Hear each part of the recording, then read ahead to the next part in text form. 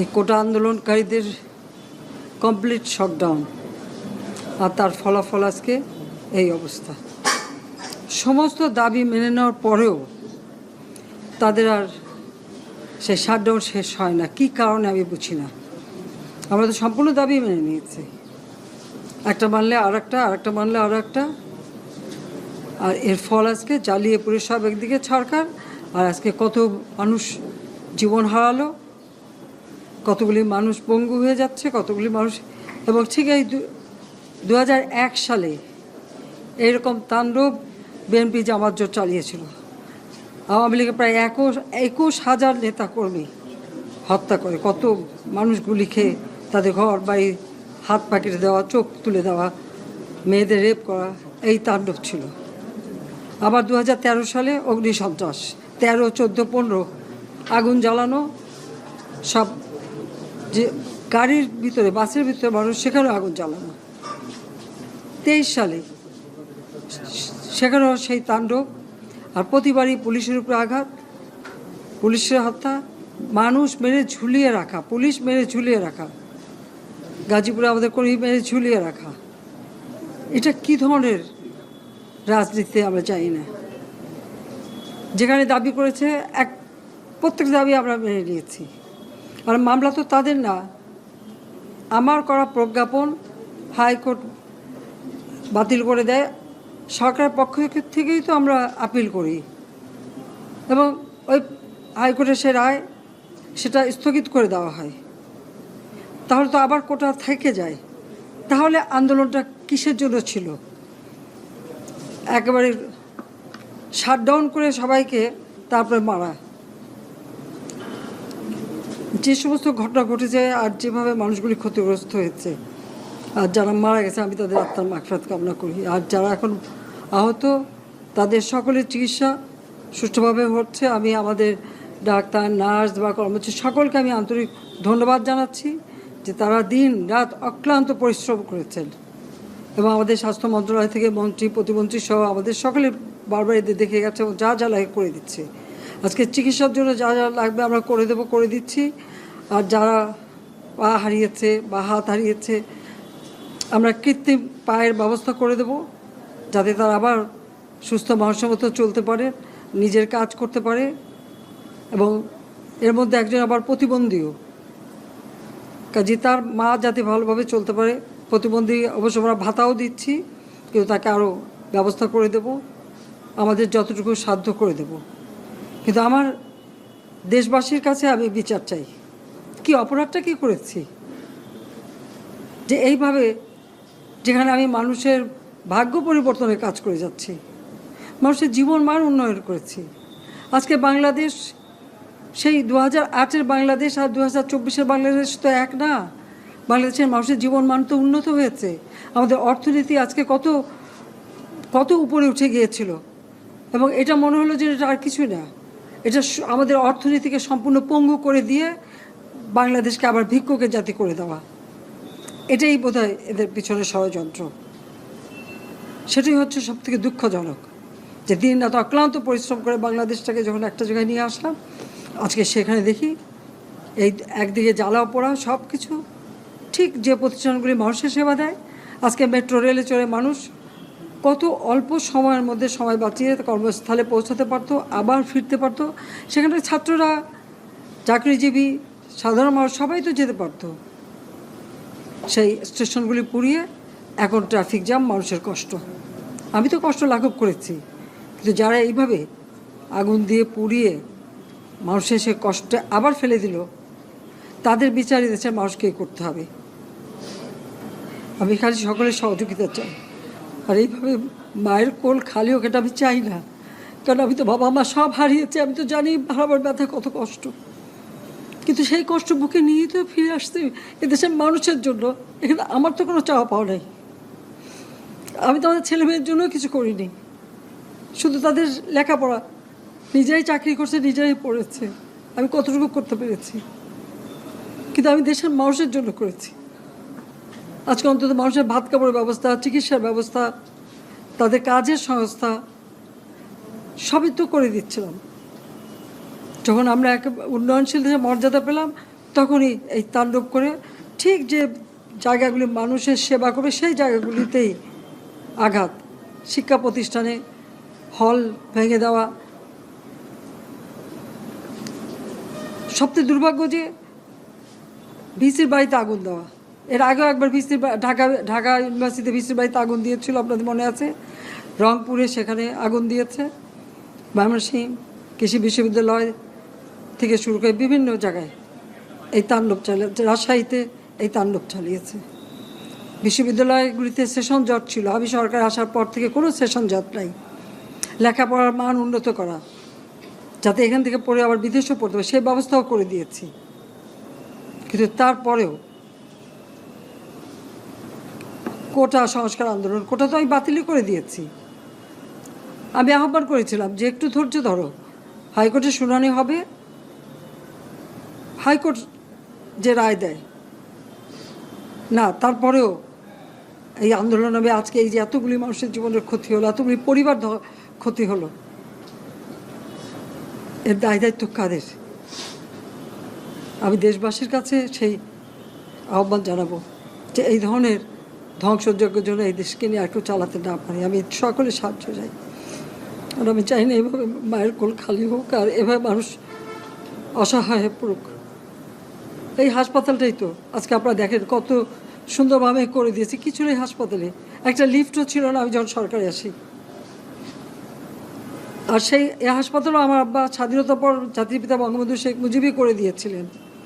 আমি সেটা উন্নতি করেছি বলেই তো আজকে চিকিৎসা দিতে পারছি, নইলে এত রোগীর চিকিৎসা দেওয়া কোনোদিন সম্ভব হতো না। তা আমার কি এটাই অপরাধ যে আমি মানুষের জীবন মান উন্নত করার জন্য কাজ করেছি, আর সেই জায়গাগুলিকে হামলা করতে হবে? কোভিড-19-এর সময় যেখানে আমরা সব থেকে ভালোভাবে মানুষের চিকিৎসা দিতে পেরেছি, সেই কোভিড হাসপাতাল সেখানে আগুন দিয়েছে। এটা কি ধরনের খেলা? আমরা নিজেরা এই সমস্ত জিনিস নিয়ে অনেক ভিন্ন মত পোষণ করছি। কেউ কেউ এই জিনিসটাকে ভিন্ন খাতে প্রবাহিত করার চেষ্টা করছি, সেটা আমাদের জন্য মঙ্গলজনক হবে না। আজকে যদি আমার যে উপদেশ আমি কিছু দিয়ে যাব, সেটা যদি আপনারা গ্রহণ করেন, আপনারা লাভবান হবেন, আমি এটা আপনাদের নিশ্চিত করছি। আমরা নিজেরা ভেদাভেদ সৃষ্টি না করি, আমরা নিজেরা ইউনাইটেড থাকি। আমাদের মধ্যে যদি কোনো সমস্যা থেকে থাকে, কোনো ব্যত্যয় থেকে থাকে, কোনো গ্রিভান্সেস থেকে থাকে, সেটা আমরা আলোচনার মাধ্যমে সমাধান করব। এটার জন্য ডানে বায়ে দৌড়িয়ে কোনো লাভ হবে না, নিজের ক্ষতি ছাড়া কোনো লাভ হবে না। আমি আপনাদের এই জিনিসটা নিশ্চিত করে দিচ্ছি। কিছু কিছু সদস্যদের দাবি যে তারা 2009 সাল থেকে আজ পর্যন্ত বিভিন্ন শাস্তি পেয়েছেন। কেউ কেউ দায়ী করছেন যে তারা অযাচিতভাবে শাস্তি পেয়েছেন। এটার জন্য আমি একটা বোর্ড করে দিয়েছি, একজন লেফটেন্যান্ট জেনারেল সেই বোর্ডের সদস্য। প্রথম ফেজে 51 জন সদস্যর ব্যাপারে আমার কাছে রিকমেন্ডেশন নিয়ে এসেছে। তার রিকমেন্ডেশনের অধিকাংশই আমি গ্রহণ করেছি এবং আরো বেশি আমি দিয়েছি। নেভি এয়ারফোর্সও তাদের এই কার্যক্রম চালিয়ে যাচ্ছে। আমার স্ট্যান্ড পয়েন্ট হচ্ছে, যদি কেউ অপরাধ করে থাকে সেটার জন্য কোনো ছাড় হবে না, বিন্দু মাত্র ছাড় নাই। আমি আপনাদের পরিষ্কার করে দিচ্ছি, it is a discipline force. Discipline ফোর্সকে ডিসিপ্লিন থাকতে দেন। আজকে এই যে দেশের ক্রান্তি লগ্নে সমস্ত বাহিনী, সমস্ত অর্গানাইজেশন বিপর্যস্ত হয়ে পড়েছে। খালি সেনাবাহিনী টিকে আছে, বিমান বাহিনী টিকে আছে, নৌবাহিনী টিকে আছে। কেন? Because of discipline. তারপরেও আমি আমার অফিসারকে আদেশ দিয়েছি, যদি সামান্যতম কোনো সন্দেহের অবকাশ থাকে, কোনো কার বিরুদ্ধে যেই অ্যাকশন না হয়েছে, অপরাধী কিনা যদি সামান্য কোনো সন্দেহের অবকাশ থাকে, সেটা তাদের ফেভারে যাবে। এটা হচ্ছে আমার ঢালাও নির্দেশ। সেই হিসাবে বিভিন্ন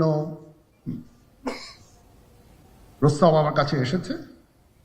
কোনো প্রস্তাবে আমি আরো আমার নিজে থেকে যোগ করে আরো বেশি আমি দিয়েছি। এভাবে পর্যায়ক্রমে অফিসাররা অ্যাপিয়ার করবে, আসবে, এবং তাদের এই জিনিসগুলো আমরা দেখব। দেখে যদি মনে হয় যে তাদেরকে করার অবকাশ আছে কিছু, অবশ্যই আমরা করব। এটা ন্যায় নীতিতে আমরা প্রতিষ্ঠিত থাকব। আপনারা কিছু মনে করবেন না, আজকে আমি একটু পরিষ্কার করে আমি কথা বলতে চাই। আপনাদের সবার হয়তো ভালো নাও লাগতে পারে, কিন্তু বিশ্বাস করেন, আমার এটা যদি আপনারা গ্রহণ করেন, আপনারা লাভবান হবেন, কোনো ক্ষতি হবে না দেশের। আমার অন্য কোনো আকাঙ্ক্ষা নাই। আমার একটাই আকাঙ্ক্ষা, দেশ এবং জাতিটাকে একটা সুন্দর জায়গায় রেখে ছুটি করা। I had enough. Was last 7-8 months I had enough. আমি চাই দেশ এবং জাতিকে একটা সুন্দর জায়গায় রেখে আমরা সেনানিবাসে ফেরত আসবো। আরেকটা জরুরি বিষয় যেটা আমি ভাবলাম যে আপনাদের সাথে আমি শেয়ার করি। দেশের এই আইন শৃঙ্খলা পরিস্থিতি খারাপের পিছনে কিছু কারণ আছে। প্রথম কারণটা হচ্ছে যে আমরা নিজেরা হানাহানির মধ্যে ব্যস্ত, একজন আরেকজনের বিরুদ্ধে বিষোদ্গারে ব্যস্ত। এটা একটা চমৎকার সুযোগ অপরাধীদের জন্য।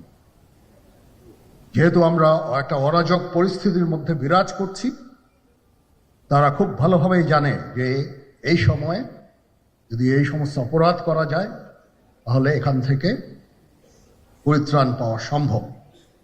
সেই কারণে এই অপরাধগুলো হচ্ছে। আমরা যদি সংগঠিত থাকি, একত্রিত থাকি, তাহলে অবশ্যই এটা সম্মিলিতভাবে মোকাবেলা করা সম্ভব হবে।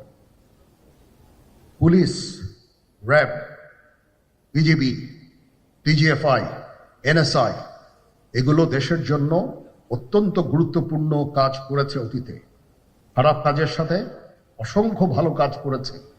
আজকে যে দেশের স্থিতিশীলতা, দেশটাকে যে এত বছর স্থিতিশীল রাখা হয়েছে, এটার কারণ হচ্ছে এই সশস্ত্র বাহিনীর বহু সেনা সদস্য, সিভিলিয়ান সবাই মিলে এই অর্গানাইজেশনগুলোকে, অসামরিক, সামরিক সবাই মিলে এই অর্গানাইজেশনগুলোকে এফেক্টিভ রেখেছে। সেই জন্য আজকে সুন্দর, এতদিন ধরে আমরা একটা সুন্দর পরিবেশ পেয়েছি। এর মধ্যে যারা কাজ করেছে, যদি অপরাধ করে থাকে সেটার শাস্তি হবে, অবশ্যই শাস্তি হতে হবে, না হলে এই জিনিস আবার ঘটবে। আমরা সেটাকে বন্ধ করতে চাই চিরতরে, কিন্তু তার আগে মনে রাখতে হবে আমরা এমনভাবে কাজটা করব এই সমস্ত অর্গানাইজেশনগুলো যেন আন্ডারমাইন না হয়। আজকে পুলিশ সদস্য কাজ করছে না, এটা বিশাল বড় কারণ হচ্ছে অনেকের বিরুদ্ধে মামলা, অনেকে জেলে। RAB, BGB, DGFI, NSI panicked. বিভিন্ন দোষারোপ, খুন ইত্যাদি তদন্ত চলছে। অবশ্যই তদন্ত হবে, দোষীদের বিচারের আওতায় আনতে হবে। এমনভাবে কাজটা করতে হবে যেন এই অর্গানাইজেশনগুলো আন্ডারমাইন না হয়। এই অর্গানাইজেশনগুলোকে যদি আন্ডারমাইন করে আপনারা মনে করেন যে দেশের শান্তি শৃঙ্খলা বিরাজ করবে, সবাই শান্তিতে থাকবেন, এটা হবে না, সেটা সম্ভব না। আমি আপনাদের পরিষ্কার করে বলে দিচ্ছি, এই দেশের শান্তি শৃঙ্খলা রক্ষার দায়িত্ব খালি সেনাবাহিনীর না। 2 লক্ষ পুলিশ আছে, বিজিবি আছে, র্যাব আছে, আনসার ভিডিপি আছে, আমার আছে হচ্ছে 30,000 সৈন্য। এদেরকে আমি এই যে একটা বিরাট ভয়েড, আমি এই 30,000 সৈন্য দিয়ে আমি কিভাবে এটা পূরণ করব? 30,000 থাকে, আবার 30,000 চলে যায় ক্যান্টনমেন্টে, আরো 30,000 আসে। এটা দিয়ে আমরা দিন রাত আমরা চেষ্টা করে যাচ্ছি। এখানে যে সমস্ত উচ্ছৃঙ্খল কাজ হয়েছে সেটা আমাদের নিজস্ব তৈরি, এটা আমাদের নিজস্ব ম্যানুফ্যাকচার, আমরা নিজস্ব এইগুলো তৈরি করেছি। এই বিপরীতমুখী কাজ করলে এসে কখনো শান্তি শৃঙ্খলা আসবে না, এই জিনিসটা আপনাদের মনে রাখতে হবে।